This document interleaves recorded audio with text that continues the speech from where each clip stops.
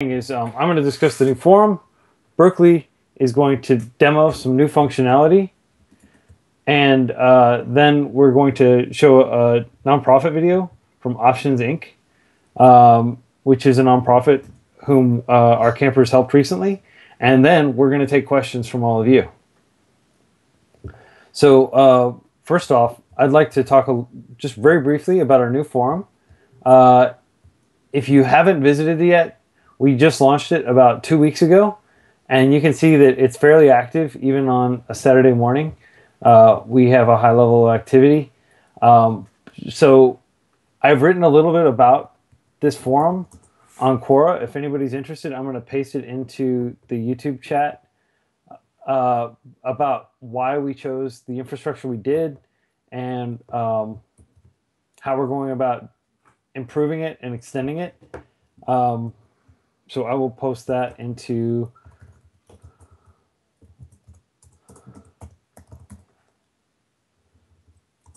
here. I'm just gonna have to mute that real quick. Okay, I'll post that into the chat here. And then the other thing that we've done recently with the forum is we've created a whole lot of different categories. So actually, you can see all the categories by going to forum.freecodecamp.com/categories. But basically, we wanted to make sure there was plenty of room for casual discussion. We wanted to make sure there was also a very structured discussion around freeCodeCamp and the various resources here, which I've tried to... Quincy, are you sharing your screen?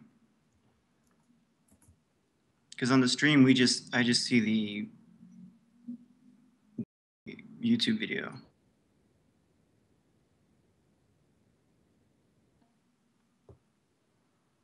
How about now? There's like a 15-second delay. So it looks like it's trying to share your screen on Skype right now. But yeah. Okay, are you able to see my screen now, or is it still trying to share it? It's still trying to buffer.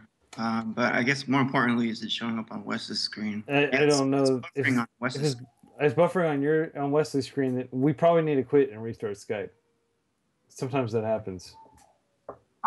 Okay, so we're gonna quit Skype and restart it.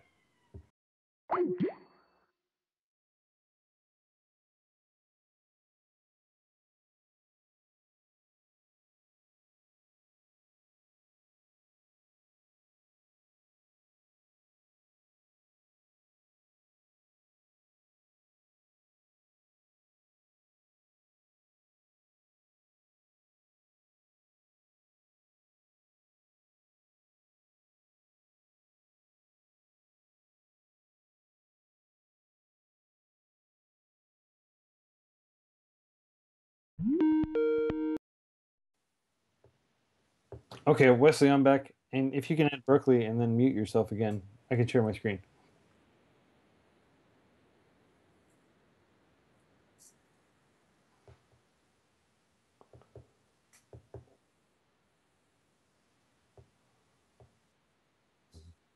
It's interesting. The ambient noise makes it sound like you're in an office being vacuumed. Okay. So Berkeley should be joining us momentarily. I'm on. Okay, cool. Yeah, and then I'm just going to share my screen. And I'm also going to turn my camera on. And I recommend you turn your camera back on too. Yes. Give me a second. I'm trying to get my keyboard set up working. Okay, and you all should be able to see the forum. So what I was saying about the forum is basically we've had a pretty high level of activity on the forum recently. The forum just crashed. Do you want me to restart it? Yeah, if you can restart it, I'll talk about it for a minute. One of the first things you should know about our forum is we just launched it. We're still getting some errors associated with it, which we're slowly ironing out. Like our forum is a big Ruby on Rails app, which if you've read my history of learning to code and everything, I worked as a Ruby on Rails developer for a while, but that was like 2 years ago. And this is like a huge code base. So basically, I'm going to be filing issues with Discourse and trying to figure out why it's getting like the 500 errors and things like that. And we're going to get the form as stable as possible, as quickly as possible. But in the meantime, the form is built in such a way that if you start to write a post and by the time you try to submit, if you do happen to get a 500 error, it should save your post in your browser's local storage. So whenever the form comes back up, which usually is just a minute or two later, you should be able to submit successfully. Should be up. It should be up. Okay, cool. So I'm going to reopen the forum real quick.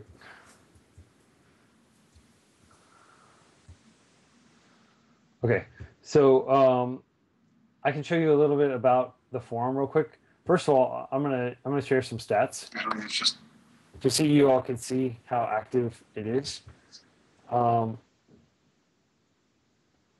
you can see that we're getting around 500 people a day visiting already today, which today just started. We've had 206 visits, so it's pretty popular. Virtually everything that gets posted is responded to. The average time to the first response, on average for the last week, has been 4 hours. So it's not nearly as immediate, obviously, as posting something on Gitter, but you will get a response generally within 4 hours. And we can see that like the topics that have no response out of like everything that we've done in the last 7 days, all the posts we've made, only 65 haven't been responded to. So there's a very high likelihood, 65 out of 100 or out of 15,000 that haven't been responded to. So there's a very high likelihood that whatever you post on the forum will be responded to. So another thing that's worth noting is that we have this nice hierarchy of categories, and we intentionally wanted to make, like, we didn't want to just launch a forum. We wanted to make sure that it was a forum that we felt comfortable would be adding to freeCodeCamp and not in some way distracting or subtracting from it.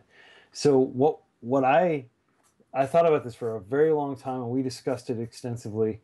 And one of the things that has always been an issue is we wanted to make sure that people know that, like, even though freeCodeCamp is enough, I think, for you to learn to code, there are so many other great resources out there that can further expand your knowledge. And we strongly recommend you make use of those, especially theory-related classes. And like this article that I wrote explores, right off the bat, it links to a list of more than 1,000 free programming books, hundreds of free online courses, dozens of hackathons in your area. Yeah. See, you're only showing the YouTube channel page. Oh, okay. I thought that Skype was showing this. I'm sorry. 1 second. Yeah, it looks like you are sharing, but it just shows your. Oh, now it's not sharing. Okay. Hang on. I screwed up the Skype interaction. Okay. Sorry. So, man. Okay, there you go. Thanks for bringing that up. So, basically, what I was saying is, we have a tremendous library of resources that are available to us as developers for free. We have more than 1,000 programming books that are free. And here's this massive list for all these different languages that you can check out. We have literally hundreds of really good computer science, mathematics, engineering related online courses that are available. You can see they're on Class Central. There are more than 923 courses that are available, and a lot of these are just self-paced, like freeCodeCamp is. Some of them have like regular start and stop points, so you'll have to jump on at a specific time and complete the entire course, which usually they're only 6 to 8 weeks. Many of them have certificates available, but the point is there are just so many resources that you can learn from. There's so many hackathons that you can attend. Here's a list of upcoming hackathons. throughout the world, and you can see just how many. Like on June 10th, there are probably, you know, 10 different hackathons going on around the world. Uh, and then June 11th, sure enough, a whole lot more hackathons. So there are just so many events that you can go to. And of course, there are more than 1,000 hacker spaces around the world that you can potentially attend when you travel, or most likely in your hometown. And this is a really good list of those places. So what we wanted to do with the forum was we wanted to build a place where you can talk about all of those great resources in the same place with the same calm, helpful people that you meet on Free Code Camp. Because like Free Code Camp, our goal is to be a very supportive community and a very helpful one.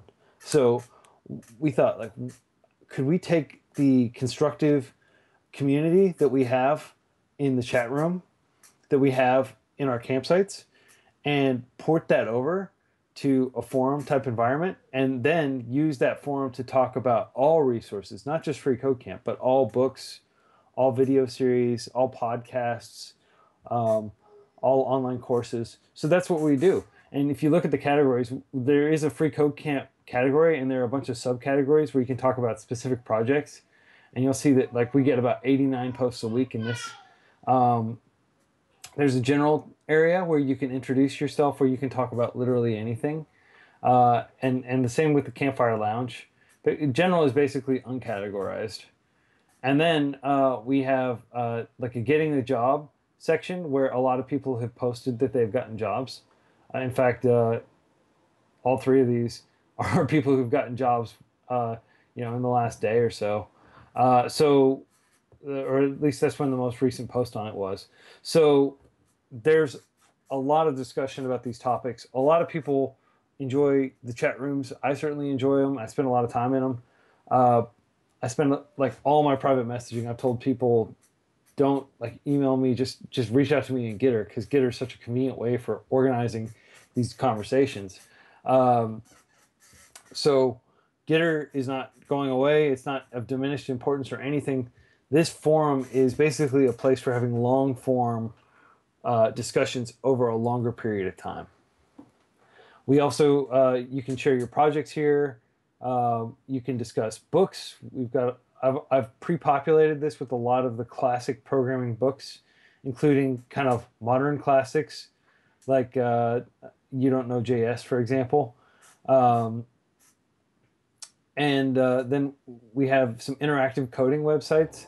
So Project Euler, very great place if you like doing mathematical programming. Of course, Code School, we recently like coded through their entire curriculum in one weekend. I don't think we completed all of it, but we completed a lot of it. There's some coding related games. Like, I don't know if you've heard of Elevator Saga, but Elevator Saga is really cool. So it's a game where you basically try to get an elevator, like move people up and down on floors using an elevator, and you program the elevator. And like there are probably going to be tens of new programming related games this year. What's that? Shows Screeps. Screeps is a really cool way to become an awesome programmer. Screeps. Yes. MMO strategy sandbox for programmers. It's fantastic. Okay, thanks. And see, I'm a mod, so I can actually create a category. So I'll just create one real quick, just to show you how easy it is to use Discourse. Now, if you're not an admin or a moderator, I don't think you can create topics or categories, but I can. So I'll just show you. I can just do Screeps, and then I just choose the parent category, and the parent category is going to be interactive coding. So these are all resources that are interactive in nature. And now it's going to take me there, and I can just modify the About page and just throw in a link to Screeps. So this is where you could come and you could discuss. Like, even though it took me a trivial amount of time to create this category, my hope is that many of you will try Screeps. You'll find it helpful, and you'll come here and like discuss different strategies you've employed, different aspects of the game mechanics that you enjoy.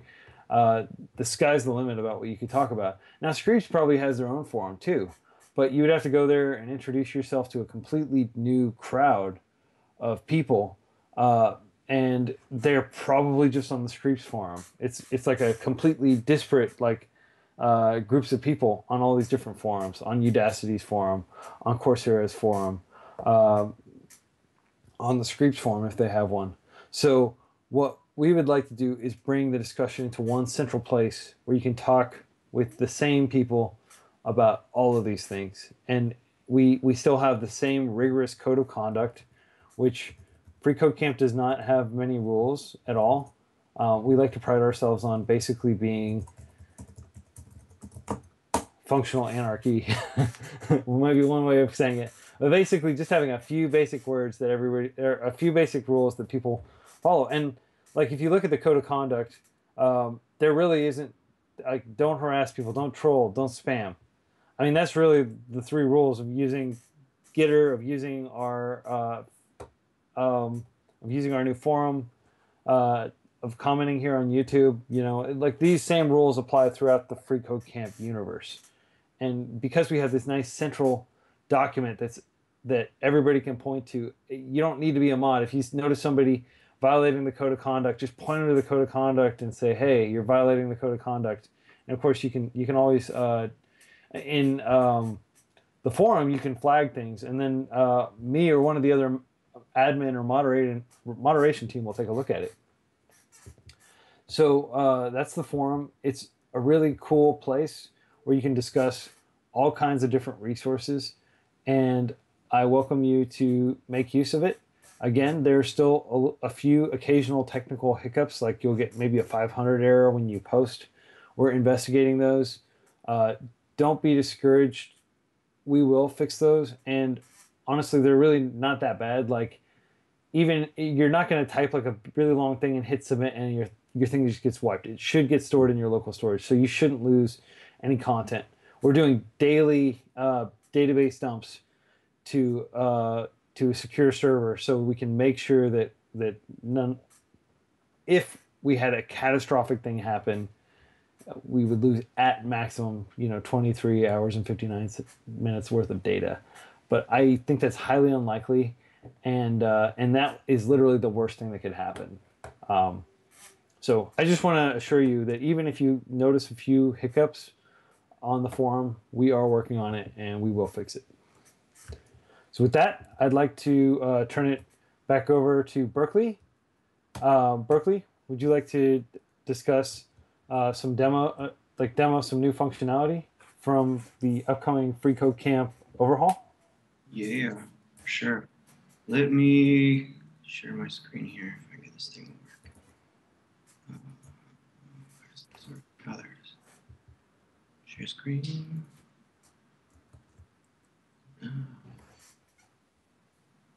Let me know when I'm turning off the stream as well. Okay, I can see it. Awesome. So everything looks good? Can you see my screen and everything's fine? Yeah. Awesome. Cool. So we've been doing a lot of work moving the whole website over to React. For the most part, this involves a lot of stuff that you don't actually see in the day-to-day using the website. A lot of the stuff that actually runs your code and runs it against the tests. At the same time we've been building that, we've also been thinking about new ways that we can interact with you.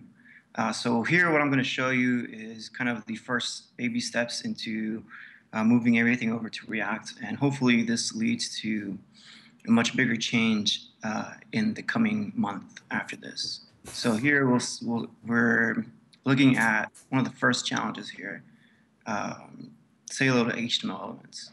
As you can see, it looks pretty much the same. I'm sure to those with very keen eyes, they can see that the pixels are slightly off from the before. But one thing that is different is this is now a React app. Everything here you're seeing are React components being rendered server-side by React. If I do a quick refresh here,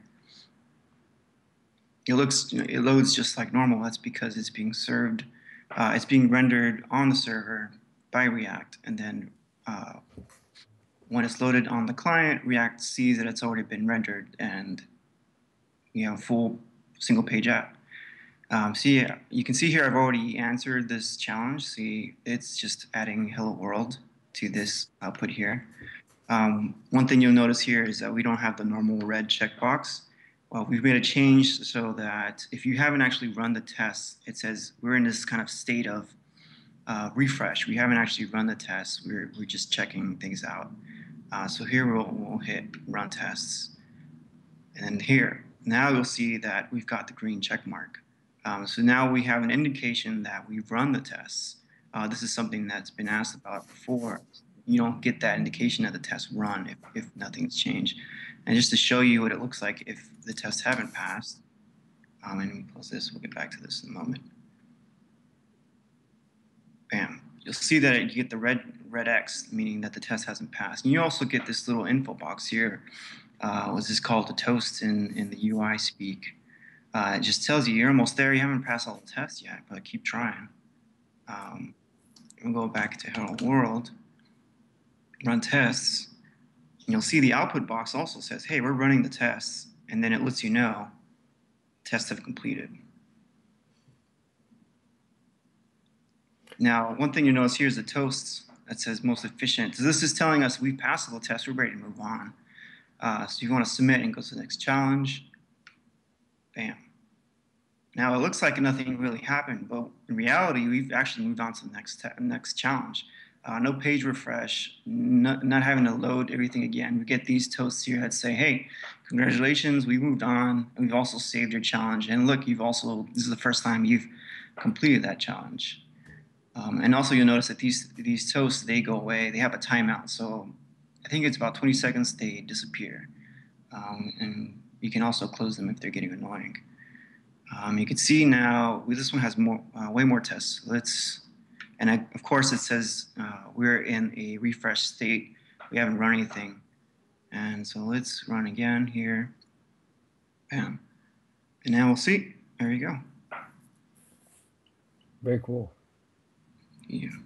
And so we're still in a very buggy state. We're working on bringing it up to where the current website is, adding back all the features that haven't been added yet into the React framework.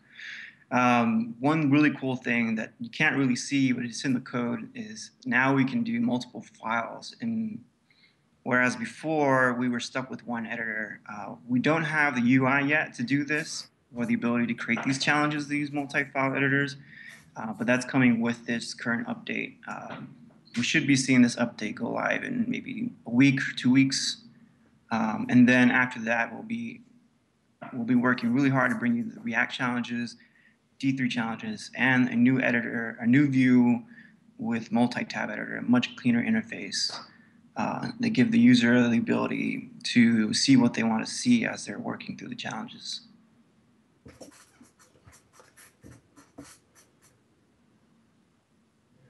Excellent. That looks great, Berkeley. Thank you for the quick demo. So to recap, the Reactified course framework, you won't get page loads every single time. It'll be much smoother. You'll have more feedback from the testing that your tests are running. As to whether your test passed, it won't just be like you hit the button and it just doesn't do anything and you don't know why. So it'll be much less astonishing, and hopefully it'll make it faster for you to be able to iterate on your code. And one more thing I wanted to show off. This is one thing that people have asked before is normally if you had console log in your code, you wanted to see the output, you would have to go into the inspector to look at the console. But now we've changed it so if you have a console log in your code, it gets outputted here.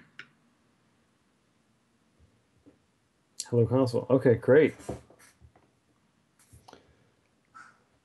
And there's going to be lots of little things that we'll add on the way like that. Got a bunch of ideas, but first we just need to get to 100%, and then we'll get past that. Awesome. Anything else you wanted to show, Berkeley? No, I think that's it. Got the chat working finally. Great. So Wesley, if you want to get the nonprofit project demo video queued up, I can talk about that while you're getting it queued up.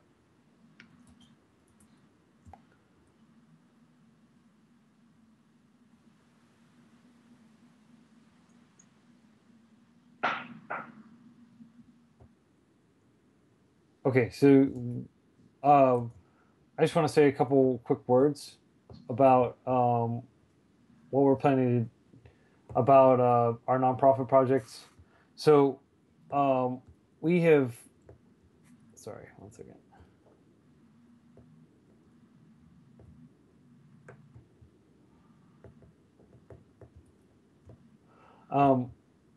So we've now started dozens of nonprofit projects, and we've officially shipped more than $1 million worth of pro bono code. Our campers have done so. So we haven't updated the about page yet to reflect this, but in the last couple weeks, we shipped a number of projects. Today, we're going to show you one that we've really wanted to show for a while. It's just taken, actually, it only took 10 sprints to finish, like normal. It's one of our most technically challenging projects yet. Michael Johnson, who organizes all of our pro bono nonprofit efforts, he was so blown away by this project that he just didn't want it to end. I mean, he always told me every day when we talked, he's like, man, it's going to these sprint meetings is so energizing because these campers are just totally killing it. I mean, pretty much every user story just got knocked down, and of course there were hangups and setbacks along the way. There always are, but he just felt that they were doing an amazing job powering through, and you'll see in a moment the end product of their efforts. Really, nonprofit projects, this is just the beginning. Michael is working really hard to organize hundreds of more projects like these. It's basically, we're in a situation where it's just add campers. So we're just waiting for more campers to complete all of our initial 1,200 hours worth of coursework. And once they do that, then we're eager to get them started on these nonprofit projects. So all I can say to you on behalf of both me and Michael Johnson is earn your certifications and code for a cause with us. Hello, and welcome to our demo of the freeCodeCamp nonprofit project. We created a transportation application for Options Inc. First off, I wanted to introduce myself and my partner. My name is Andre Alonso, and I live in San Diego, California. I am a former software engineer before starting an internet advertising company. Now, I am a stay-at-home dad. I am interested in working in the software field again, so I joined freeCodeCamp to brush up on my programming skills. My partner is Emmanuel Antonelli, and he lives in Italy. Emmanuel did research and development in materials modeling and has some experience with MATLAB and C++. He joined freeCodeCamp to learn web development and improve his coding skills. The nonprofit we are helping is called Options Inc. They are located in Big Lake, Minnesota, which is about 45 miles northeast of Minneapolis. They are a licensed day trading and habilitation program serving 250 adults with intellectual disabilities or with related conditions such as cerebral palsy, epilepsy, autism, or traumatic brain injury. Options Inc. currently picks up and drops off around 250 consumers with 23 vehicles. The problem they have is figuring out how to assign consumers to vehicles. The consumers are located all around the Options Inc. facility, which is indicated by the red marker. The consumers have certain constraints or needs, such as the need for a wheelchair. They might require medication. Sometimes they have seizures. All of these constraints needed to be modeled in the application. Options Inc. has 23 vehicles of varying seating capacities. A minivan could hold 7 passengers. A full-size van could hold 12 passengers. A bus could hold up to 12 passengers, and 5 wheelchairs. In this diagram, you can see that some of the buses have foldable seats, where 2 folded up seats could fit 1 wheelchair. Currently, Options Inc. is using an Excel spreadsheet to figure out which consumers belong on which vehicle. They are also giving each driver of each vehicle a printed Word document that contains the consumers on the vehicle route and the directions the driver should take on that route. The problems with this solution is that it's hard to visualize where the consumers are located. It's also hard to add a new consumer. How would you move around consumers and know this is the optimized route? We wanted to create a solution that would allow Options Inc. to visually see the consumers on a map and keep track of the consumers and vehicle constraints and optimize driving time. Here's the solution Emmanuel and I came up with. This is a single-page application, and it uses session-based login. After you log in, you get taken to the main portion of the app, which we call the map page. This page allows you to assign consumers to vehicles, configure vehicle routes, and get directions. In the navigation bar, you can manage consumers, vehicles, users. There's also a settings button that allows you to set certain global settings. Here's how you add a new consumer. You click on the Add New Consumer button, and you can add their name, sex, address,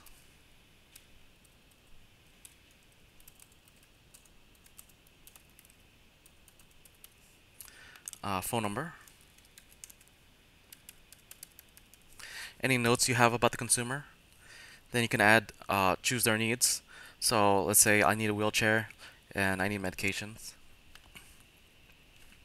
And as you can see here, I'm added. Then you can also edit the consumer. So let's edit Abdul, give him some needs, submit, and then you can also delete. We also implemented real-time filtering. So if you wanted to see all females that need a wheelchair, you can do that. And it does it all in real time. You can also export the entire consumers collection to Excel.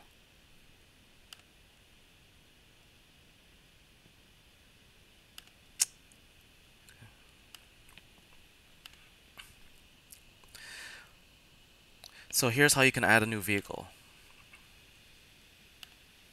So you press Add Vehicle.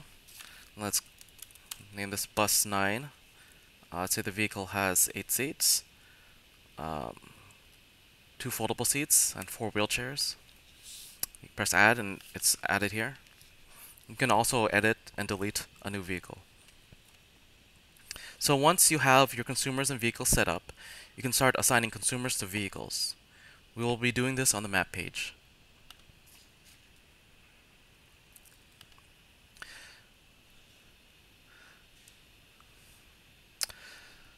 So we have some consumers located in St. Cloud, and this is how you would add consumers in St. Cloud to vehicles. You would choose a bus that, see, these consumers sometimes they have wheelchairs, so you would try to find a vehicle that has a wheelchair. So let's choose bus 1, and you can add consumers to this vehicle by clicking on the marker.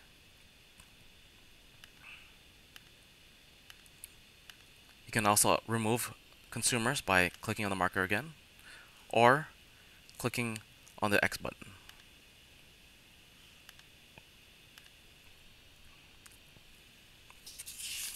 Once you have passengers on a vehicle, you can configure the vehicle route and print directions. You do that by clicking on Configure Route. Here, you can optimize the route, and it will minimize the time of passengers riding on the vehicle. So you click on Optimize Route, and it optimizes the route. So the optimal route is to pick up Yuki first, then Catherine.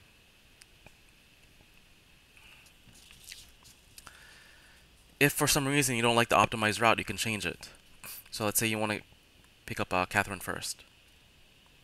You can do that by doing drag and drop. One of the requirements was to add a stop to the route, so you can do that this way.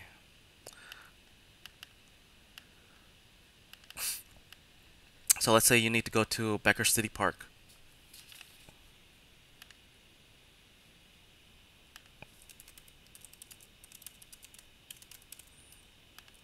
And let's say Rosie, well, this is her workplace.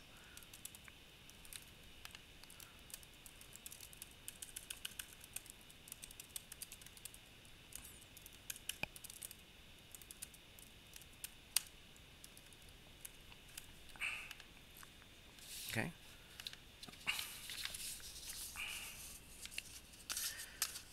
So then you would try to optimize the route again, and it chose to have Becker City Park as the 8th stop on the route.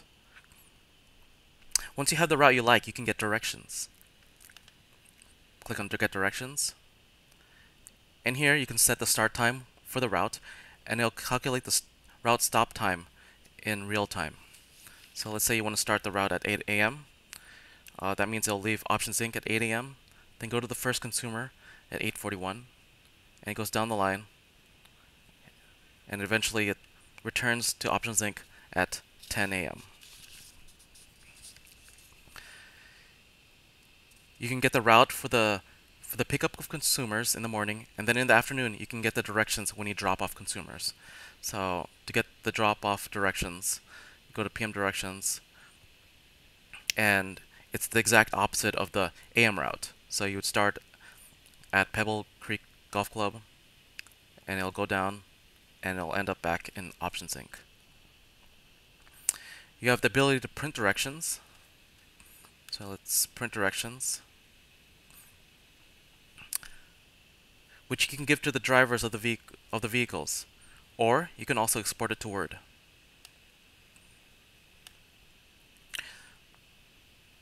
Options Inc.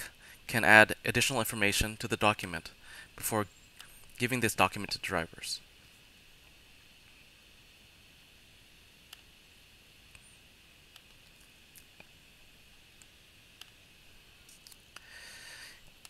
Here's the tech stack that we used for the application. We used Node.js for the backend, Mongo for the database, React to build the front-end view, and Redux to manage the view state. Some notable libraries we used were the Google Maps, Directions, and Geocoding APIs. Also, Tom Chen wrote a wonderful React Google Maps library that simplified our app. In developing the app, we used the Agile software development methodology. This consisted of 10 weekly sprints. At the end of each sprint, we would meet with the client to approve of the features we worked on the prior week. We used Trello to manage user stories and features. My partner and I also had 1-hour daily meetings, which we used as a daily stand-up to talk about issues and also to pair program on bug fixes and small features. We used GitHub for source control and bug tracking. We also used Gitter for daily chatting. We wanted to thank the following people for making this project happen. We have learned a lot, and this would not be possible without this project. We want to thank Matt Carlson, the Director of Program and Operations at Options Inc., and our main point of contact. We wanted to thank Michael Johnson, who organizes all of the nonprofit projects for freeCodeCamp. Jason Reynolds for helping out as project manager. Quincy Larson for starting freeCodeCamp. None of this would be possible without freeCodeCamp. We also wanted to thank the testers that looked at our app and gave us valuable feedback. George Stepanek, Manuel, Orlando Elias, and Erkin. This is the end of our demo. So if you have any questions or comments, please don't hesitate to contact us. Thank you for watching. Wow. That was extremely impressive. Yeah, Andre and Emmanuel, they knocked it out of the park, man. I don't know how else to say it. Like we I had to pick my jaw up off the floor after I watched that demo video for the first time. It was just like, and anyway, like maybe Berkeley, you could chime in on like kind of like do a quick analysis of all the different things they had to do in order to make that happen. Well, I can only say what I saw, but it's really an impressive app. Just coming up with the algorithms to get all the coordination down is really impressive because that's probably the most challenging part of that app. The UI is really nice, it's well done. I used to have a professor in college, he'd always say that uh, no matter what you want it to look, you want your project to look the best that it can, because even if it fails, at least people can see the app and see that it looks really impressive and can imagine what it would be if it was working. But with these guys, man, I'm sure that was like the first thing that got done, and it was very, very impressive. Just that alone, and then you consider all the stuff they had to do on the back end, all the code that they build. It's really impressive. It's all glued together really well. Yeah, and to give you some perspective, I was on the meeting when we closed it out. The stakeholder Matt from Options Inc., which is again a nonprofit that helps people with mental disabilities, um, cognitive disabilities, like basically helps them go and work normal jobs. Work as at a grocery store or on a farm, like various places like that. Uh, Mhm. so the guy in charge of it said in order for him to schedule a route, it used to take like 2 hours to get somebody added on and just to deal with the scheduling. And he said after using this app, it takes 2 minutes. So So that's impressive savings. I was commenting in the chat how much money they probably saved this nonprofit. So 2 hours every time someone new came on to the pro I to. believe so. Maybe he may batch like a couple that he got on the same week, but he said it was a 2 hour process. So you think it's probably maybe like a good 4 hours, maybe 8 hours they save a week. Think about how much money that is a month, and now scale it up to a year. How much money they save this company a year? I know it's a nonprofit, so it's not like they're making a ton of money. But if they had to pay someone to do this, Yeah. uh, I know a consultant that could probably charge upwards of tens of thousands of dollars. We scope it out, I think, at a flat hourly rate, right? These Right. projects. So the way we budget these is, I think because uh, the campers would be considered junior developers, they wouldn't be like senior developers. If you went to like a big consultancy like Pivotal, I think it's something like $250 per developer per hour. So it's $500 an hour because Pivotal always has two because they always do pair Right. programming. So $500 an hour. And we estimate these projects to be 10 sprints of I think 20 hours each. So we basically treat it like we treat it like it's 200 hours total Mm. of work plus the developer or like the agile project manager is also volunteering, and project managers generally don't get paid as much as developers, but they do get paid usually like a high 5 figure 6 figure salary. So we estimate that each of these nonprofit projects is about $50,000 worth of cost savings for the nonprofit. And again, So that's just the cost of creating it, right? Creating the project. If they spent the money on devs themselves, but the thing is, a consultant and a company, uh, like a for-profit company, would hire a consultant that would have some value in the market, right? They could charge more than just hourly rates. So if they were doing like a value-based pricing, this would be close to $100,000, probably $200,000 for depending on the company they would hire. So in reality, the quality work is excellent. In reality, they're probably saving this company a lot of money, probably money they would have never spent just because they don't have the kind of money. But uh, this is impressive. This is like they need to be hired now, like ASAP. yeah, and like the nonprofit, they I think the project manager, I'm not sure which company he's at currently, but he said if they were hiring developers, these guys would already have Emmanuel and Andre would already have offers. So It's like they work together well. I mean, they could start consulting together on their own. And this is a very good way to show off the kind of work they do. And then they just need to get the business side of it down. They've already experienced that with the way we do things. They can just take that on their own and start making the money on their own. right. Which is what the path I went down. Just because if you don't have, if you can't check that mark on your resume that says I've done 2 years of developer experience, it's hard to get people to accept that you have the experience, even if it's not in time. You have the experience to write good code. It's hard to get people to accept that with projects. But if you're consulting, you go and freelance on your own, then all you have to do is convince the person that's hiring you that, yeah, I can build this stuff. And you show them an app like that, and they're like, whoa, it's just, it just blows their mind. And then they hire you on the spot. Yeah. So, I mean, that's definitely built into FreeCodeCamp, like by design. People ask, why is FreeCodeCamp so long? There's a lot of skepticism you have to overcome not having a traditional computer science background. I talk to people all the time. And, if you have a computer science degree, basically things are going to be substantially easier for you in the interview process. But you can certainly overcome it. It's just like having a nice, strong portfolio to point to and having a tremendous amount of practice just coding and being able to go up to the whiteboard and answer their silly algorithm questions. Well, I mean, they're reasonable questions, but nobody ever codes on a whiteboard generally. You might spec stuff out on a whiteboard. You might write some UML, universal mark. What is that? Universal mark. No. UML. Okay, so modeling language, universal modeling language. So that's where you would like build out your schema and what relates to what and all that stuff. You use the whiteboard for that, but you wouldn't generally go out and write like a complex piece of code on the whiteboard. I wouldn't think. No, and yeah, it's unfortunate.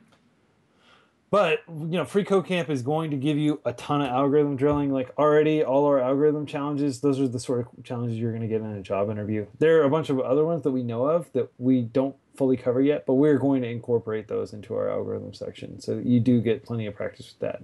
So you definitely want to end up on the longer side of curriculum than on the shorter side. Shorter side, it gets people to join and it looks nice, like learn to code in 3 months, but it's not realistic. People who say learn to code in 3 months expect you to spend 6 months afterwards preparing to get a job and still learning what you didn't learn during whatever you were doing. So the fact that we're a year-long curriculum is great because it really prepares you for that journey of always learning to code, because it never stops. Yeah. So we can jump into questions at this point. I just want to repeat what Berkeley just said because I think it's fundamentally important. Like a huge part of FreeCodeCamp is getting you in the mindset of constantly learning, because if you want to be a software engineer, welcome to lifelong learning. That is a requirement for you to be able to succeed. It's going to be a requirement for any job in the future, really. Yeah. I was talking with a bunch of people. I went to I was a top writer at Quora for 2016, so I got to go to this party in Mountain View at their headquarters last night, and everybody I talked to knew how to code. Academics, game developers, like every single person at that party knew how to code pretty much. Even like project managers and designers. So there was no discussion about whether coding was important. Everybody just took it for granted. And we talked at length about the need for not only kids getting more coding education, which Code.org and a lot of other initiatives are really doing a great job of, but also adults that are already out there, like the 30-something-year-old school director like me that didn't know how to code and needed to be able to do that in order to accomplish his goals. So I'm hopeful that FreeCodeCamp can fulfill that role of helping adults learn to code, because it's not like you're just there's this old mentality that you reach adulthood and you're set. I used to always hear things like, "Oh, you turn 25, your personality and everything about you is basically set." But like, I don't think I would be able to recognize myself from when I was 25, 10 years ago. I mean, I think that is a very insidious, specious misconception. All right, so questions. I kind of addicted to chat room help is what Jason Chen said. Yeah, I'm thrilled that you're having so much fun helping people and getting help yourself over there. And the chat room success has just been it's just been a huge success of the help chat. And I'm hopeful that the forum chat can also be helpful and we could slowly edge out Stack Overflow and other resources just by answering every single question instead of just marking it as a duplicate, as these come up.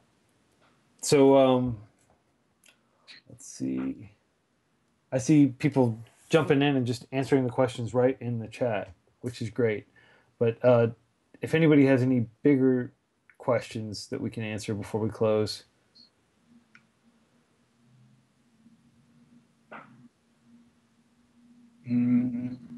So React SaaS, they're coming soon. We're building the framework, we're building the stuff that's needed to be able to make those challenges possible. And we're hoping in the future that FreeCodeCamp will be able to support any type of challenge that students require. yeah, somebody asked about Hyperdrive earlier. Hyperdrive? I'm gonna show Hyperdrive. Have you seen Hyperdrive yet, Berkeley? No, what is that? Okay, so it's by the Trello team, Fog Creek Software. Let me just share my screen again. I'll demo it. Will there ever be Angular 2 tutorials in the FreeCodeCamp? No, I don't think we'll go back to Angular 2 or Angular 1. The biggest reason why we removed Angular is just because the API is so complex. It was really hard for beginners to pick up. Angular 2 just takes it to another level. You have to learn TypeScript. They say you don't, but all the examples are in TypeScript. So you have to learn TypeScript. You have to learn observables. It's just so much to learn in a framework, which is why we're sticking with React and Redux. It's such a simple API. Most of the time, what you're learning is actually JavaScript. So you become a better JavaScript developer by building in React and Redux. So I don't think we're going to do Angular 2 anytime soon. I have some ideas for like ability to do kind of side projects or side tutorials. It's still an idea I'm thinking about, and implementation is very important. And this might allow other people to build challenges that will count towards FreeCodeCamp. But this is just, again, this is just an idea in my head. It doesn't exist anywhere else right now. One thing I'll say, just on the curriculum, that I've said many times before, but the fact that we have like a very linear curriculum without any electives. It's like there's the official FreeCodeCamp curriculum, and then there's like the unofficial whatever else you want to add on top of FreeCodeCamp. And like our wiki, we're building some amazing. There are several campers, Gustav and Arijit are building some amazing Python-related content right now, and we're creating Ruby content, we're creating Java content. Like the core curriculum will probably always just be JavaScript, as long as JavaScript continues to be the lingua franca of the web, and it'll just continue to be very focused. And then you can go off, and after you've learned that stuff, you can learn these additional languages. But one key benefit to having one curriculum to rule them all is everybody does the same thing, so everybody can talk about it, and everybody shares that common experience. Yeah. And one of the reasons our help chats are so effective is because like our curriculum is so constrained, and you're not going to be getting like questions about like far off languages or technologies. Like we can actually have a chat room that's specifically about like getting help with JavaScript or getting help with the front end challenges, or getting help with HTML and CSS, like those kinds of things. So that makes it much more likely that you are going to happen to have somebody in the room who's active who can answer your question. Yeah, definitely. We want to keep the curriculum, the core curriculum, linear, and we want that to be the base that everyone builds upon, so that everyone can speak essentially the same. Yeah. So go ahead. Sorry. Go ahead. You were gonna I just want to say, like, there are definitely things that I want to teach. For instance, observables, RxJS observables in particular, are a really great library to learn. And I've thought about trying to get it into the core curriculum, but I don't think it really fits in anywhere, and it doesn't really seem like something that everyone needs to learn. So, like, that's a good example of something that could be like something that people learn on the side, right? Just like learning Python is really great. It's a really great language, but doesn't need to be like directly in line with everything else. It'd be great to be able to choose between two when you're doing projects, but um, yeah, stuff like that. We'll see how free code camp evolves in the future. Things are always changing, and nothing is ever set in stone. Yeah. The only constant is change. Speaking of change, I wanted to show everybody this new thing Yeah, called hyperdrive. HyperDev. It's actually HyperDev. I thought it was HyperDrive. I was like, awesome. And I was like, HyperDev. Just sounds like somebody who had too much coffee. Uh, so basically, it's a Node.js environment. Like it doesn't bother saying Node. It just treats it like this is how you do web development now. Yeah. You got your README. You've got your .env where you can put secret stuff, which I don't know how I'd feel about putting API keys, but it's probably safe. I mean, again, these are the Trello people. They're not like security blind. This isn't just some random project that somebody threw together. Like it's a big company that's behind this. They did Fogbugs. They did Trello. Now they're doing HyperDev. I'm not like wild about the CSS. I mean, this looks extremely skeletal, but maybe they want it to look really skeletal because they want honest feedback. They don't want people to think like, oh, this is so polished, I shouldn't say anything bad about it. So you can go in here. You can actually modify the server. You can go in. There are already some assets in place. It has a very conventional directory structure. So if I wanted to change this, for example, to welcome to free code camp. And it just automatically saves. And now, check this out. I can follow this link. Takes a moment because it's actually like loading up Node.js and everything. They're probably using, they might be using like AWS to do all the serving stuff. Maybe. Maybe like using Lambda. It may be down. I mean, this should be working. This worked yesterday when I tried it. If it's a new project, the chances are that tons of people are flooding their servers. Yeah, that's a good point. So, but basically, I can orally tell you what would normally happen. Normally, we'd have the cool app up, and there's a UI and everything. Like, basically, the Hello World app would launch, and I could go and tweak it in here, and then it would work over here. So basically, this is like Cloud9 without Linux. Is kind of how I would look at it. It's like an extremely constrained Cloud9 that just works with Node.js and the npm modules.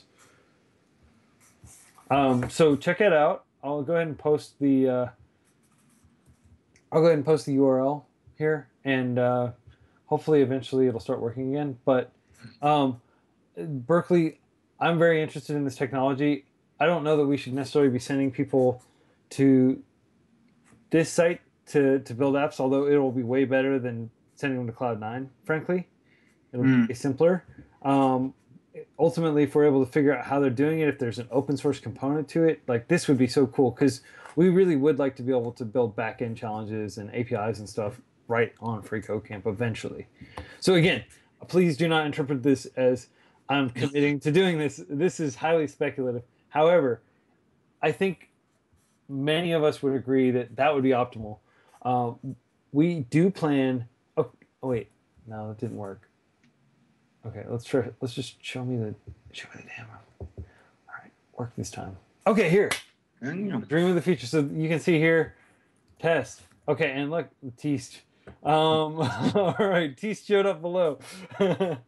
So you can see that this is like an app, and if I refresh it, it's still there. It's persisted somewhere. I guess there's probably some sort of virtual machine, like you said. It may be one of these Amazon services they built on top of. Could be that they're just using Docker in the background. That's what Replit does. So yeah, it's pretty cool. Play with it if you get a chance. I would definitely say that this is going to be an easier place to build apps than, oh, man, like if they can get this stable and if it's reliable, I may very well just start recommending this instead of Cloud9. Yeah, definitely. It is a much better interface, much cleaner, simpler. Because you strip out all that stuff. A lot of people get confused just because it is a full like Linux environment. So definitely, if it gets more stable and if it's something like, do they have a pricing scheme up? Is this something they're charging for? They have very little information at all. My assumption is that it'll be kind of like CodePen, where it's free and then you get pro features. I see. Yeah, I mean, that's generally how people like software as a service solutions work. Okay, let's check their about page. I mean, like they intentionally tried to make it look like really janky. I guess is the adjective I would use. Um, it has real-time collaboration, so it has a lot of the features of Cloud9 actually. You can Nice. fork projects is what they're going to start doing. Remixing, they call it remixing, but essentially it's forking. And then you get some basic analytics. I don't know if is this analytics? Get feedback. Okay, I don't actually know if they're going to have analytics built in, but that would be cool to build an app on top of this. Because I mean, in many ways, this could replace Heroku as well. If it's somewhat reliable, like for a lot of the apps we're using, Mm. we really don't care about availability. It's like, hey, I tweeted this out, check it out, and it Yeah. spins up when the first person hits it. Then all the subsequent people get a relatively fast experience. And the pricing scheme is very important because unfortunately Heroku keeps locking down their system, which is they're running a business, but it doesn't really help people who are in places where, for instance, credit cards, right? A lot of people Yeah. don't have credit cards with access to credit cards, but Heroku requires one once you pass a certain limit or something, which is unfortunate for a lot of people in the developing world. So something like this, which doesn't require a credit card, but lets you create a server, I mean, that's great. Yeah. It'd be a huge help for people. So everyone, check out Hyperdev. Let me know what you think. I'm gonna create a thread on the forum real quick, just to discuss it. So very quickly, you can still see my screen. I'm just gonna walk you through the workflow of creating a topic if you want to create a topic. New topic. What do you all think about hyperdev.com as a C9.io Heroku replacement for challenges or for backend challenges? It's kind of a long title. I don't know. I probably should put and Heroku instead of a slash. So then I'll just post the URL and then I'll say this is by the Trello team and is basically CodePen meets Node.js. Or maybe CodePen meets Cloud9 IDE. Surprised there aren't more like this. This is like something that should be in very high demand. Yeah. Well, there may be other projects that just haven't panned out. But like real-time collaboration on the web with Node.js, I mean, that's like the holy grail for us. So this could be very promising. But I'd like to hear your thoughts. So I don't know if YouTube is going to let me post this long link in here, but I'll just go ahead and post a link to the thread, and you all can jump in and share your thoughts on it. Plunker with a Firebase backend. Okay, so it's not going to let me post that. But basically, if you navigate to the forum, it'll be the top topic. Were there any other questions that you noticed in the chat that we should answer before we break? I don't think so. No, I don't see any more questions. Okay, so Michael pulled up some basic facts from their FAQ. Anonymous users' projects expire after 5 days. Containers sleep after 2 minutes and are destroyed after 15 minutes. So basically, create an account before you spend a lot of time on this thing. And The file system is stateless, so you can't write to it. Very similar to Heroku, right? Like you would need to be writing to S3 or something, or writing to some proper database, maybe Firebase. Um, it's Docker. Hyperdev uses Docker, is what Murugesh said. Awesome. Murugesh, if you have time to do a quick teardown, this would actually be a really cool article, like for Medium, like how does Hyperdev work? You know, and I'm sure if we shared that with Trello team, they would probably quickly do some editing and make sure like that our facts aren't wrong, and then probably tweak the hell out of it too. So that would be a good way to get some readership on Medium, Rugesh, if that'd be something you'd be interested in writing. Let's see. Yeah, and Raphael said, are we adding Redux too? Yes, we will be teaching React plus Redux. Yeah. Okay, so I don't see any other burning questions. I think we're going to go ahead and end the stream. We'll edit the stream down, get the technical difficulties out and stuff, and then we'll post it. And thank you all for joining. Thank you for being patient with our technical difficulties earlier. And have a beautiful Saturday. Happy coding. Happy coding, everybody. Bye-bye.